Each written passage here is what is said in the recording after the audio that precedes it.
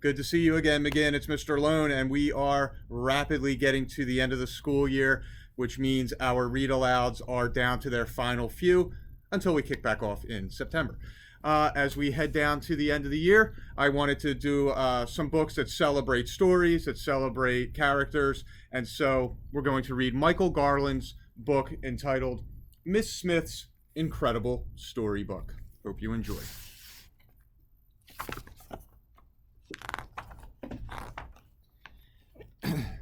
It was the first day of school. Zach was waiting for his teacher to arrive. Boring, boring, he thought. Why would this year be any different from the last one? And then the door swung open. Good morning, class. My name is Miss Smith, and I am your new teacher. Miss Smith seemed very different from Zach's other teachers, but the day went along like every school day Zach could remember, until Miss Smith said, "It's story time," when she sat at her desk and started to read from the book she had brought with her. Zach could not believe his eyes. The storybook characters came to life, and the classroom was swept up in a swashbuckling pirate tale. Zach and the rest of his class were right in the middle of the story. He could feel the breeze in his hair and hear the waves pounding on the side of the ship. From then on, Zach couldn't wait to go to school. Every day there was a new story to look forward to. When Miss Smith finished reading, all the characters and adventure whooshed back into her book. On Friday, Principal Rittenrotten stood in front of the class instead of Miss Smith.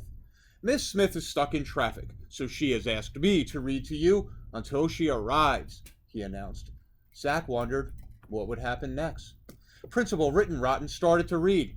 Zach grinned when a princess leaped out of the book, followed closely by a fire-breathing dragon and a brave knight on his horse. Principal Rittenrotten was so surprised that all he could do was, "Ah!" and throw the book up in fright. "I'm going for help," he called over his shoulder as he ran out the door. Before Zach could think of anything to do, Sue Ann pounced on the storybook, but she didn't finish the dragon story. She started reading another one instead. The princess, the dragon, and the knight did not return to the book, but the three bears and Goldilocks, well, they climbed out. Freddie, the class clown, jumped out of his seat and tried to yank the book away. When Sue Ann let go, he tumbled backward and the book flew across the room. The whole class laughed. Billy caught the book and started reading from a new story. Zach shook his head in amazement when the Mad Hatter, the Cheshire Cat, and Alice popped out to join the others. As the book passed from kid to kid, one character after another flew out of the pages. The classroom was getting very crowded. This is trouble, Zach said to himself. The chaos was beginning to spill out into the halls. Why don't you finish the stories? Zach pleaded, but no one was listening. Miss Smith brought her car to a screeching stop in front of the school. Uh-oh. There seems to be a little problem, she said to herself as she raced inside. Meanwhile, Zach was shouting, "We have to finish the stories so the characters will go back in the book." But the storybook characters didn't want to go back. A tug of war began. And I love it. If you can just check out all the characters, you'll probably recognize a bunch, even the ones that haven't been mentioned yet. Miss Smith appeared in the doorway. With one look, she let everyone know she meant business. Even the dragon was suddenly silent. Zach handed the book back to Miss Smith. She ruffled through the pages, adjusted her glasses, and started to read. The class sat spellbound as she finished each story in turn.